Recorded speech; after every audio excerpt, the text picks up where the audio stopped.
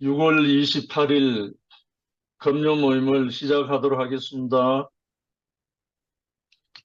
아, 본문 말씀은 지난주와 동일하고요. 오늘은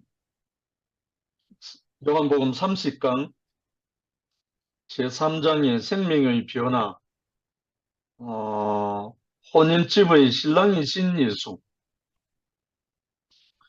아, 지난주에도 잠깐 말씀드렸는데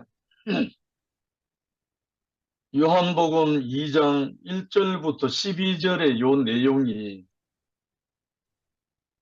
전 인류, 전 인생의 문제거든요. 잔치는 벌였는데 중간에 포도주가 떨어졌다. 잔치가 판토난 거죠. 그런데 예수가 오셔서 물로 포도주를 만드시고 잔치집이 다시 지난번 포도주보다 더 좋은 포도주가 나와서 손님들은 더 기뻐하고 잔치가 잘 됐다는 그 내용입니다. 본문을 다시 한번 읽겠습니다.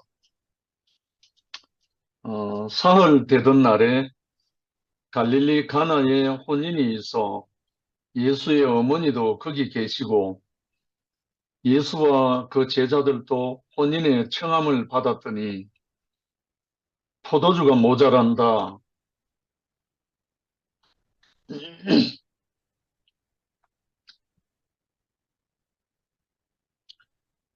어, 포도주가 모자란지라 예수의 어머니가 예수에게 이르되 저희에게 포도주가 없다 하니 예수께서 가라사대 여자여 나와 무슨 상관이 있나이까 내 때가 아직 이르지 못하였나이다. 그 어머니가 하인들에게 이르되 너희에게 무슨 말씀을 하시든지 그대로 하라 하니라. 거기 유대인의 결례를 따라 두세 통 드는 돌 항아리 6이 놓였는지라. 예수께서 저에게 이르시되 항아리에 물을 채우라 하신즉 아구까지 채우니 이제는 떠서 연회장에게 갖다 주라 하심에 갖다 주었더니 연회장은 물로 된 포도주를 맛보고 어디서 났는지 알지 못하되 물 떠온 하인들은 알더라. 연회장이 신랑을 불러 말하되 사람마다 먼저 좋은 포도주를 내고 취한 후에 낮은 것을 내거늘 그대는 지금까지 좋은 포도주를 두었도다 하니라. 예수께서 이 처음 표적을 갈릴리 가나에 행하여 그 영광을 나타내심에 제자들이 그를 믿으니라. 그 후에 예수께서 그 어머니와 형제들과 제자들과 함께 가버나움으로 내려가 거기 여러 날 계시지 아니하시니라. 아멘. 요 짧은 1절부터 12절 내용인데요. 이 한 구절 한 구절이 무궁무진한 예수의 어떠함을 함축적으로 이렇게 서술적으로 이렇게 써놨거든요. 마치 거기에 참석했던 사람이 그것을 보고 그대로 기록한 기록물처럼. 그런데 이 한 구절 한 구절 속에 우리를 포함해서 잔치가 끝나버린, 인생의 만족이 끝나버린 전 인류에게 잔치를 회복할 수 있는, 다시 인생의 영생의 잔치가 될 수 있는 길을 열어놓은 이 내용입니다, 사실.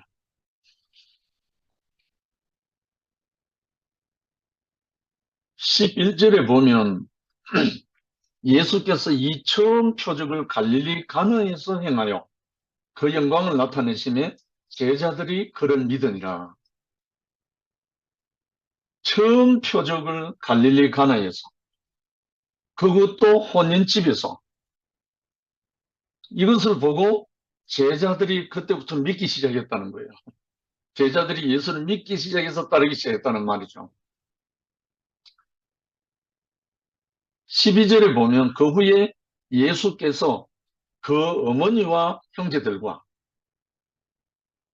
그러니까 어머니와 형제들과라는 말, 이 형제는 혈통적인 형제예요. 예수의 동생들이에요. 동생들. 혈육의 동생들. 그리고 제자들과 함께 가버나움으로 내려가 거기 여러 날 계시지 아니하더라. 그 한마디 한마디가 너무나 중요한 말씀의 구절들이거든요. 첫 번째, 혼인잔치에는 포도주가 필요하다. 물론 여기 이스라엘 지방의 풍습이 뭐 소주나 뭐 고랑주나 뭐 이런 게 아니니까 와인, 포도주, 포도. 가나안 지방의 그 이스라엘이 출애굽 때 가나안에 정탐하러 갔을 때 포도송이가 너무 커서 두 사람이 어깨에 메고 나왔다는 표현이 있죠. 그렇듯이 그 지방의 가나안 지방에는 포도 농사가 그렇게 잘 되고 많이 한다는 뜻입니다. 그러니까 가나안의 가나 그리고 그 갈릴리 그 지방의 모든 잔치집에는 주 재료가 포도주라는 말이죠. 우리 오늘날 뭐 한국이나 유럽이나 다른 데 같으면 맥주도 있고 위스키도 있고 뭐 여러 가지 다 있겠죠. 소주도 있고 다 있지만. 근데 여기 포도주라는 말은 물질적으로는 포도주를 할 때 포도를 생산해서 거기에서 발효시킨 포도주잖아요. 근데 이 물질적이 아닌 영적으로 의미는 이 포도주가 뭐냐면은 성령입니다. 또 성령은 뭐냐면 예수 그리스도가 십자가에서 못 박혀 죽고 다시 사흘 만에 부활하신 후에 과정을 거친 살리는 영, 성령을 말하는 거예요. 그러니까 포도가 지지겨지고 짜여지고 발효된 것이 포도주이듯이 그리스도 예수가 십자가에 짜여지고 비틀어지고 죽고 난 다음에 부활하신 후에 우리에게 공급된 것이 성령입니다. 과정을 거친 영입니다. 그러니까 여기서 나오는 혼인집의 포도주는, 잔치집의 포도주는 우리에게 와야 할, 우리에게 공급되어야 할 성령입니다. 성령. 그리스도의 영이라고. 그것을 밑바닥에 깔고 우리가 교통하도록 하겠습니다. 혼인잔치집에는 포도주가 필요하고 신부에게는 신랑이 필요하다. 좀 다른 말 같지만 같은 말입니다. 혼인잔치집에는 포도주가 필요하고 신부에게는 신랑이 필요하다. 잔치집에는 포도주가 없으면 잔치가 안 된다는 말이거든요. 흥이 안 나니까, 기쁨이 없으니까. 근데 신부에게는 그 무엇이 있어도 신랑이 없으면 백해무익한 거죠. 신랑은 신부에게 필요한다는 거예요. 요걸 나누어서 말하면 혼인잔치집에 포도주가 없어도 신부에게는 신랑만 있으면 돼요. 그렇죠? 포도주는 잔치를 흥하게 하기 위해서 필요한 거지만 정작 신랑은 없어서는 아니 될 신부에게 필수 불가기란, 신부에게 신랑이 없으면 안 되는 거잖아요. 그건 잔치가 안 되죠. 성립이 안 되니까. 그렇듯이 오늘 혼인 잔치집에 신랑이신 예수가 제목입니다. 혼인 잔치집에 신랑이 예수로 왔다. 이것이 포도주로 표현하는 겁니다. 인생에 이게 잔치가 끝났다, 잔치가 사라졌다는 말은 그리스도가 없다는 말입니다. 그리고 예수를 믿다가 예수를 믿는데 기쁨이 없다. 이건 성령이 없다는 말입니다. 성령이 떠났다는 말입니다. 다른 말로 에덴이 사라졌다는 말은 그리스도 신랑이 없다는 말이거든요. 그래서 우리에게 요한복음 2장 1절부터 12절에 나오는 이 짧은 요 12절 말씀은 전 인류가 회복되어야 할 그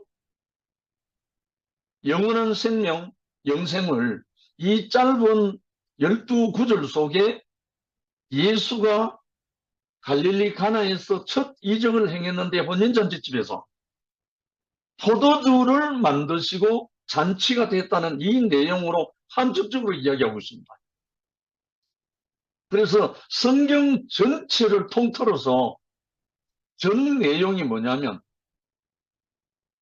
예수가 와서 다른 말로 죽고 다시 산 과정을 거친 그 영이 와서 우리 인생이 회복되어서 잔치가 된다. 이겁니다.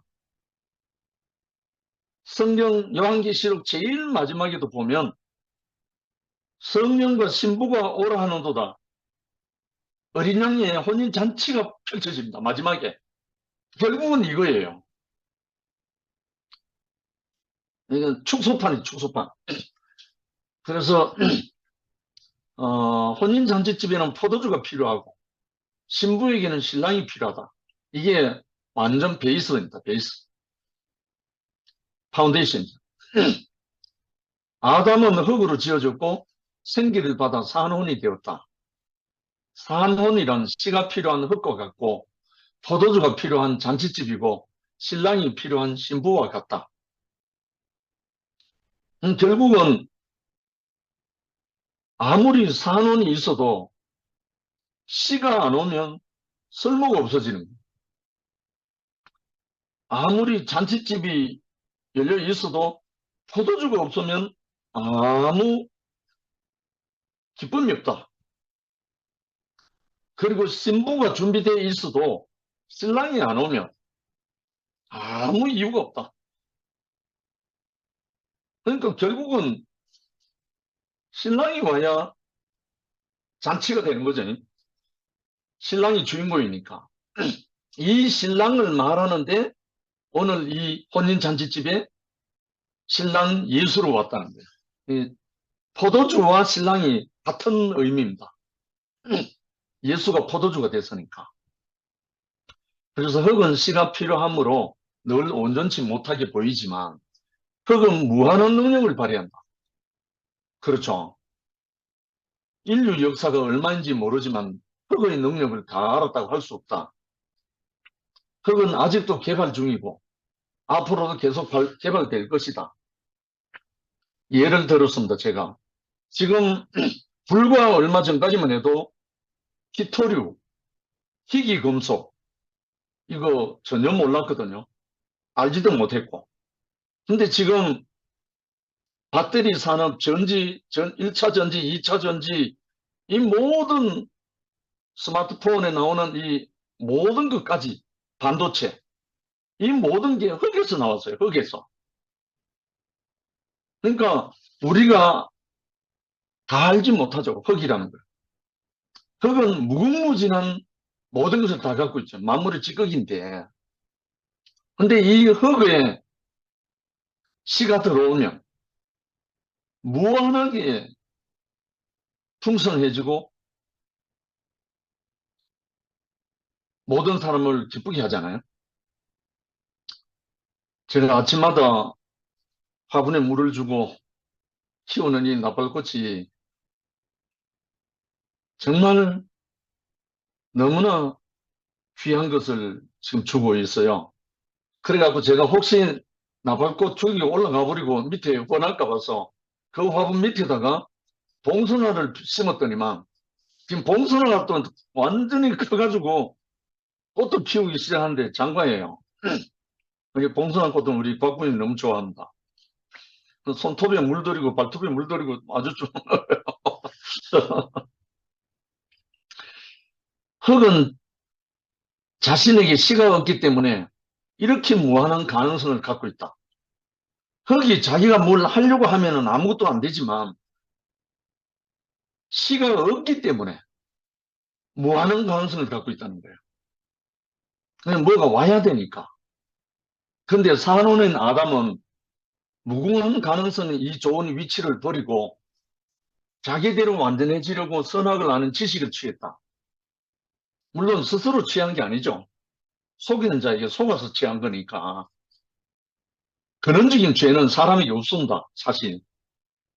원인무효니까요. 왜냐하면 하나님이 지으신 덜짐승 중에 가장 강교한 그 뱀이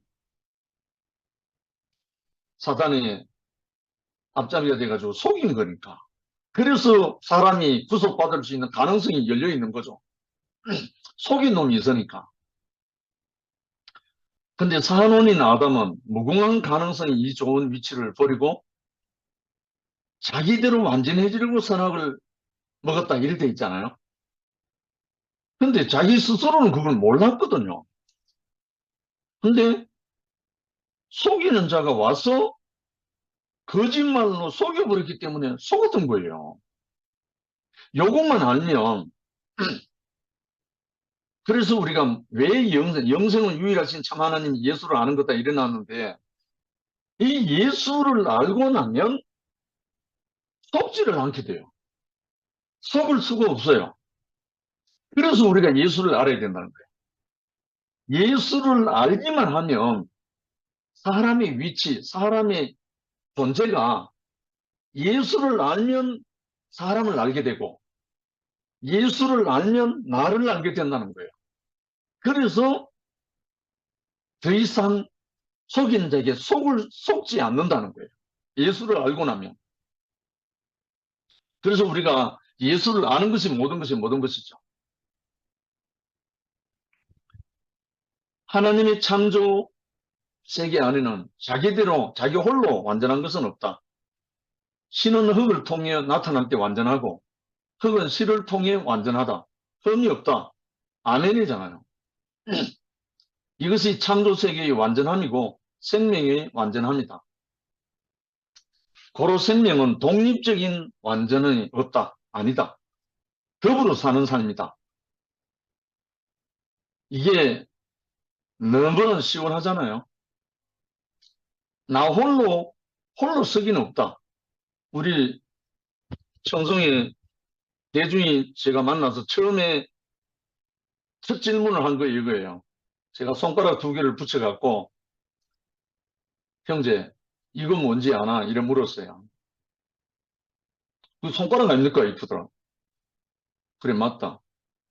근데 이게 이 글자가 뭔지 아나? 이래 가만히 있더라고. 이게 사람이다. 사람은 혼자 사람이 없다. 기댈 수 있을 때 사람이 되고 받쳐줄 때 사람이다. 이게 사람이다. 근데 형제 지금까지 살아오면서 받쳐준 사람이 있나? 사람 되게 하기 위해서 네 한번 받쳐준 사람이 있나? 그리고 네가 기대해 본 사람이 있나? 너를 전적으로 맡기고 기대어 본 사람이 있나? 없다고 그러더라고. 그럼 네 짐승으로 살았네. 사람이 아니지. 기댈 수 있는 사람이 없고 받쳐줄 수 있는 사람이 아니라면 더 이상 사람이 아니지. 사람인 자는 왜 그렇게 해놨냐면 사람은 홀로 살 수 없다고 해서 이 사람이다. 그 말을 듣고 대중현재가 따라왔어요. 처음부터. 그래서 밤낮 없이 몇 시간씩 전화해대면서 그렇게 시작이 됐습니다. 그래서 사람은 홀로 독립적이 아니라는 거예요. 홀로 이거는 사람이 아니죠. 그래서 사람은 받쳐주고 기댈 수 있을 때 사람 냄새가 나는 거죠. 그래서 남자, 여자 결혼하고 하나님과 사람이 연합하고 신부에게 신랑이 필요하다는 의미가 바로 여기서 나오죠. 두 번째, 신부에게는 신랑이 필요하다. 혼인집 손님들에게는 포도주가 필요했고 신부에게는 신랑이 필요했다. 여기에 예수님이 오신 것이다. 예수님은 혼인잔치에 포도주를 공급하고 신부에게 신랑이 되시려고 오신 것이다. 혼인집의 즐거움은 신랑이 나타날 때 절정에 이른다. 신랑은 혼인집의 주인이요 생명이다. 아멘.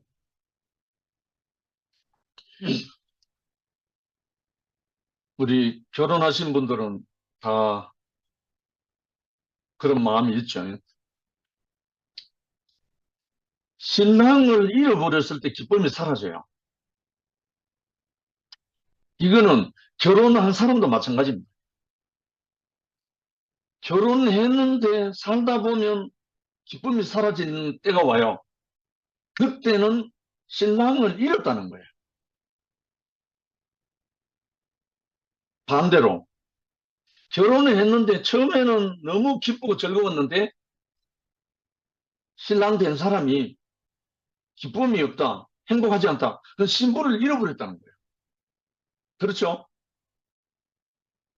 육신적으로는 신랑 신부하고 같이 아내와 남편으로 살 수 있지만 근원적으로 우리가 결혼 생활에 신랑이 있는데도 기쁨이 없다. 그건 신랑을 잃어버린 거죠. 우리 한국에도 결혼하는 열상의 신부 중에 절반은 이혼한답니다. 이게 뭘까요? 결혼은 했지만 신랑이 없는 거죠. 신랑을 잃어버렸죠. 신랑이 없는 거죠. 그 생명인데. 그래서 혼인집에는 손님들에게는 포도주가 필요했고 신부에게는 신랑이 필요하다. 영원한 진실이잖아요. 혼인집에 포도주는 없어도 신부에게는 신랑이 있어야 됩니다. 신랑이 포도주고 신랑이 모든 것이 모든 것이니까요. 세 번째, 인생은 에덴으로 돌아가야 한다. 이 에덴이 이제 기쁨이잖아요. 기쁨. 이 기쁨이 신랑이잖아요. 신랑. 에덴에는 기쁨이 있다. 여호와 하나님의 통치가 있어서 생명나무와 생명수의 강이 있다. 인생에 기쁨이 없는 것은 하나님의 통치를 떠났고 에덴을 잃었기 때문이다. 에덴을 잃었다. 다른 말로 신랑을 잃었다는 거죠. 그래서 돌아가야 한다. 기쁨이 있는 곳으로 돌아가야 한다. 기쁨이 에덴인데 에덴은 어디입니까? 신랑이잖아요. 신랑은 그리스도인데 이 그리스도가 지금 우리와 어떻게 하느냐? 과정을 거친 그 영, 성령으로 오시는 거예요. 사도 바울이 예수 얼굴 한번 본 적도 없는 사람이에요. 예수 시대에 바울은 살지도 않았기 때문에 몰라요. 그런데 바울은 누구를 만났는가? 과정을 거친 그 영, 예수의 영, 성령을 만난 거예요. 성령을 받은 거예요. 성령으로 바울이 음성을 듣고 삼정천에 올라가고 사마리아, 아라비아 광야에 가서 그 영과 교통하고 하는 이 모든 과정 속에서 육신적인 예수는 만난 적이 없어요. 그런데 예수의 영을 만났어요. 다른 말로 그의 영, 성령을 만난 거예요. 성령을 받고 나면 누구로 살아가느냐면 예수로 살게 돼요. 다른 말로 신부가 신랑이 씨를 받고 나면 신랑이 아이를 낳잖아요. 이거하고 같아요. 신부가 너무나 사랑하는 신랑을 만나서 그 씨를 받고 나면 신랑의 생명을 낳게 된다는 거예요. 신랑의 생명으로 살아간다는 거예요. 이거와 똑같아요. 근데 예수를 믿는 사람이 예수의 영을 안 받고 예수를 믿는 사람이 예수의 그리스도의 영이 없으면 그리스도의 삶이 아니라고 하잖아요. 그래서 우리는 그리스도의 영, 여기 오늘로 말하면 이 포도주, 이것이 우리에게 공급이 되면 우리는 신랑으로 살아가는 거예요. 살게 되는 거죠. 그래서 세상 사람들은 이 하나님의 공급, 그리스도의 공급, 가정을 거친 그 영이 없으니까 온갖 쾌락에 빠지잖아요. 마약에 빠지고 스포츠에 빠지고 성적인 쾌락에 빠지고 그 뭐라 그래 자동차 경주 자동차 그 경주에 빠지고 모든 완전 미쳐 사는 세계가 돼버렸잖아요. 그래서 지금 온 세계 마약과 전쟁하잖아요. 왜? 기쁨이 없으니까. 만족이 안 되니까. 우리 교회 최현희 형제가 그런 과정이 있었듯이 결국은 하나님의 영, 그리스도의 영, 이 포도주가 없으면 사람은 못 살아요. 그래서 다른 걸로라도 채워야 되는 거예요. 그래서 3S라 그러잖아요. 스포츠, 스피드, 섹스. 이렇게 해갖고 세 가지 다 빠진다 그러잖아요. 결국은 이 하나님이 주시는 영, 그리스도가 없어서 그렇게 빠져버린다는 거죠. 네 번째, 에덴으로 돌아가려면 구속자가 있어야 된다. 구속자. 결국은 구속이란 말은 우리가 포도주가 떨어져 버린 그 세계로 빠져버린 우리를 건질 사람이 필요하다 이거예요. 기쁨을 상실했는데 무언가에 속아서 상실했잖아요. 다른 말로 다른 세계로 떨어져 버렸잖아요. 생명의 세계가 아닌 선악의 세계로 빠져버렸잖아요. 그래서 선악의 세계에서 구속할 사람이 필요하다는 거예요. 구속자가 있어야 에덴으로 돌아갈 수 있다 이거예요. 에덴으로 돌아가려면 합당한 구속자를 통해 구속을 받아야 그렇게 된다 이거예요. 글자가 잘못되면 구속이라고 되어 있는데 구속입니다. 그래서 이 구속자는 그 값을 지불하고 우리를 빼올 구속자가 필요하다 이거예요. 이게 이제 구약의 이스라엘에 보면 어떤 사정으로 기업을 잃은 사람은 그 기업의 값을 대신 치러줄 자가 있어야 땅을 찾아올 수 있다. 토지, 기업. 그래서 가까운 순서와 자격에 따라서 구속자가 정해졌던 것이다. 이게 이제 그 가까운 친족, 결국은 룻기에 나오는 나오미, 룻, 보아서 여기서 기업을 물을 자가 나왔다 이래 돼 있잖아요. 나오미가 룻에게 말한 거. 보아서 밭에 가서 보리삭을 줍고 왔다 하니까 나오미가 룻에게 시키잖아요. 깨끗하게 목욕 제기하고 그 보아서 발밑에서 함께 있어라 이렇게 시켜줬잖아요. 시어미가. 왜냐하면 그가 우리의 기업을 물어줄 사람이다. 건족이다. 가까운 친척이다. 이 말이에요. 그런데 이스라엘에는 건족, 가까운 친족이 잃어버린 그 기업을 찾아줄 사람이 있다고 하는데 우리 전 인류에게는 우리 인생이 잃어버린 인류의 영생의 기업을 누가 찾아줄 건가요? 우리 인생의 가장 건족인 우리 인생의 모든 것을 감당할 수 있고 우리의 모든 육신의 모든 것을 다 알고 친히 감당한 건족이 있다는 거예요. 건족. 가까운 친족이 있다는 거예요. 그가 누구냐면 그리스도 예수라는 거예요.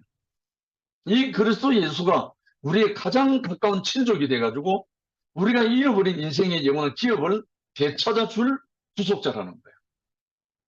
그러니까 이분이 와서 우리에게 새로운 인생을 회복해 준다는 거예요. 그러니까 판토난 잔치집에 새 포도주로 우리를 다시금 회복한다는 이 말이에요. 다섯 번째, 예수님은 인생의 기업을 찾아주는 유일한 구속자다. 룻기 2장 20절 하반절에 보면 나오미가 또 그에게 이르되 그 사람은 우리의 건족이니 가까운 친척이니 우리 기업을 물을 자 중 하나이니라. 예수님은 인생의 기업을 회복하시는 유일한 구속자다. 마태복음 4장 1절로 11절 예수님은 하나님이 정해주신 인생 안에서 위치 안에서 마귀의 시험을 능히 이겼다. 승리자다 이거죠. 넉넉히 기업을 회복할 수 있는 승리자가 되어 있다 이 말이에요. 베드로전서 2장 24절 친히 나무에 달려 그 몸으로 우리 죄를 담당하셨으니 이는 우리로 죄에 대하여 죽고 의에 대하여 살게 하려 하심이라. 그러니까 자기가 그 죄를 담당했기 때문에 그 모든 인생들이 속아서 넘어진 그 모든 것을 대신 감당할 수 있는 그 했기 때문에 우리를 대신해서 다 했기 때문에 넉넉히 할 수 있다 이 말이에요. 에베소서 5장 25절 참 신랑으로서 자신의 갈빗대인 생명을 주심으로써 배필을 삼아 인생에게 주신 영원한 기업지인 에덴 교회로 인도하셨다. 에덴은 다시 인생의 기업이 되었고 인생은 하나님의 기업이 된 것이다. 결국은 아담이 깊이 잠들었을 때 그 갈빗대 하나를 뽑아서 돕는 배필 하와를 지었잖아요. 그래서 그가 하나님이 이끌어올 때 이는 내 뼈 중에 뼈, 살 중에 살이라고 영접해서 한 몸이 됐잖아요. 그와 같이 그리스도 예수가 십자가에서 깊이 잠들었을 때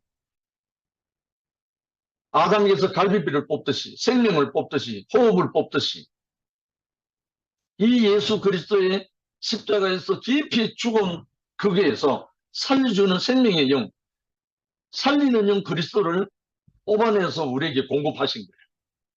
그래서 우리에게 그 생명의 영, 성령이 우리에게 옴으로 인해서 우리는 다시 회복돼 갖고 에덴이 회복되고 교회가 우리가 됐다는 거예요. 그래서 에덴은 다시 인생의 기업이 되고 기쁨이 되고 인생은 하나님의 기업이 되다. 왜냐하면 너는 내 것이라 내가 너를 낳았다 이랬댔죠. 그렇게 우리를 거듭나게 하시는 것이 우리를 구속하시는 거예요. 그래서 우리는 구속자가 필요하다는 거죠. 여섯 번째, 구속은 에덴으로 들어가는 진주문이다. 진주문. 진주문은 승리자의 문이잖아요. 그러니까 에덴으로 들어가는 문이 있는데 이 승리자가 문이 되어 있는데 이 승리자 문으로 들어가야 에덴을 누릴 수가 있다. 구속은 에덴으로 들어가는 최후의 진주문이다. 결국은 어린 양, 6월절 어린 양 예수로 말미암아 이스라엘 백성들이 애굽에서 출애굽했듯이 우리도 이 예수 승리자인 진주문이 되어 있는 이 어린 양이신 그리스도 예수로 말미암아 우리가 선악의 세계에서 생명의 동산으로 진주문을 들어온다는 거예요. 애굽에 종되었던 이스라엘은 이 문을 통해 해방을 받고 성막을 건축하고 여호와 하나님을 만났으며 우리는 이 문을 통해 교회로 돌아와 에덴을 누린다. 아멘입니다. 일곱 번째, 에덴에는 하나님과 어린 양의 보호자가 있다. 왜 기쁨이고 만족이고 영생이냐면 생명의 근원이신 하나님이 있고 그 하나님의 신부인 어린 양이 있기 때문에 그래서 에덴이라는 거예요. 왜냐하면 어린 양의 신부, 신랑 그것이 에덴이잖아요. 아마 우리도 이번 주, 내일 토요일 또 결혼식 있죠. 다음 주도 결혼식 있고 인생에 있어서 최대의 행사는 결혼입니다. 뭐니 해도. 왜냐하면 연합이기 때문에 연합.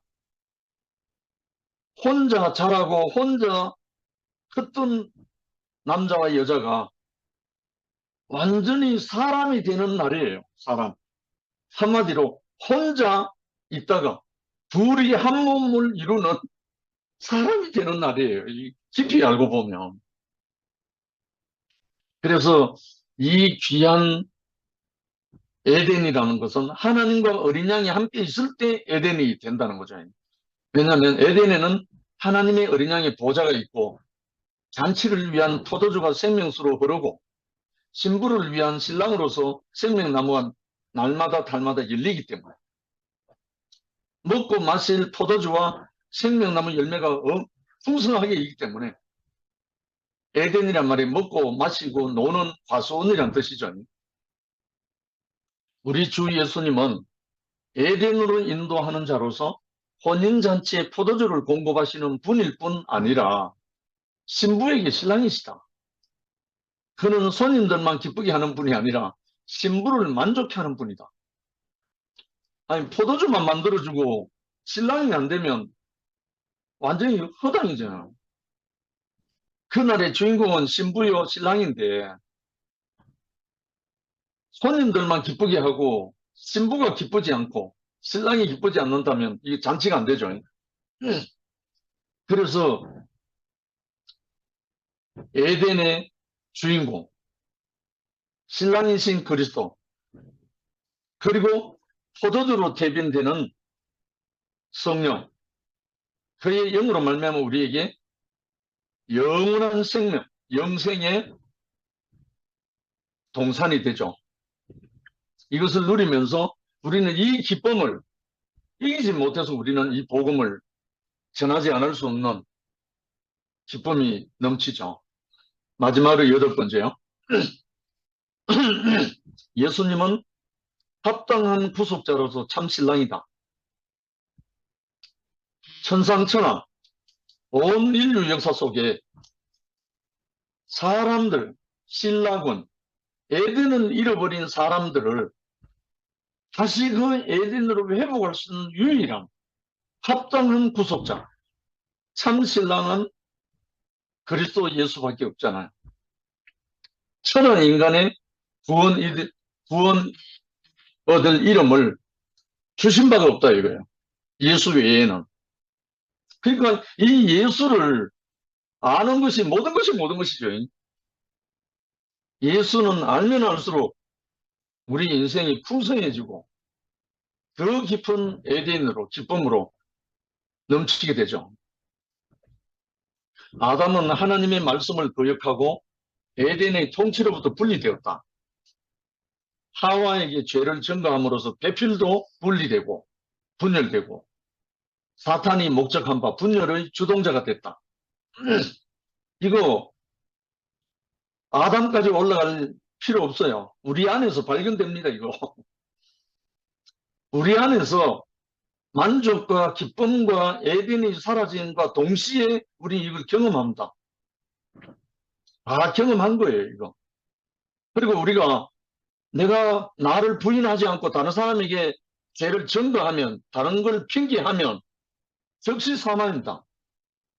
그런데 자기를 부인하고 결과하면 즉시 에덴입니다. 그래서 예수님이 누가복음 9장 23절에 아무든지 나를 따라오려거든 자기를 부인하고 날마다 제 십자가를 지고 나를 쫓으라 이렇게 말하신 거예요. 이 완전한 길이 여기 있는 거예요. 그러나 예수님은 하나님께 순종함으로 에덴을 회복하셨고 우리 죄를 담당함으로 분열을 끝내고 연합의 주가 되셨다. 할렐루야. 우리를 연합케 하고 그리스도의 영으로 하나님과 연합하게 됐다. 그러므로 우리도 예수 안에서 죄 없다 하심과 어렵다 하심을 얻음으로 분열이 없는 연합의 세계에 들어왔다. 아멘. 예수님은 합당한 구속자로서 참 신랑이시다. 신랑 대신 예수께서 강림하실 때 노래 참 너무너무 즐거운 노래 많잖아요. 우리 찬양할 수 있는. 이제는 배필과 함께 에덴으로 들어가서 하나님과 함께 영원한 나라가 되게 되었다. 배필, 신랑과 신부, 그리스도와 성령과 신부가 오라 한다. 결국은 에덴 동산에 아담과 하와가 연합하고 배필이 되고, 요한복음 2장 1절로 12절에 잔치가 끝나버린, 포도주가 끝난 이곳에 첫 이적으로 새 포도주를 있게 해서 잔치가 회복되게 하고, 요한계시록 마지막에 성령과 신부가 오라 하는도다. 다시 혼인잔치가 벌어지는, 어린 양 혼인잔치가 벌어지게 하는 이 영원한 경륜이 합당한 구속자 예수 그리스도로 말미암아 우리에게 영생의 선물로 주어져 있었다. 이것을 우리가 자랑하지 않을 수가 없잖아요. 이것을 우리가 노래하고 증거하고, 죄의 증거가 없으므로 갈라짐이 없고 결과입니다. 생명나무가 시절을 쫓아 열매를 맺고 생명수가 하나님과 어린 양의 통치로부터 흐름으로 더 이상 배고픔과 목마름이 없게 됐다. 할렐루야. 우리의 구속자 신랑 그리고 동산이 우리 앞에 있다. 이 세계로 우리 형제 자매들과 함께 날마다 이 그리스도의 영으로, 살려주는 영으로 함께 포도주로 오신 그리스도와 함께 잔치하게 할 수 있어서 감사합니다. 주님을 찬양합니다. 아멘. 네.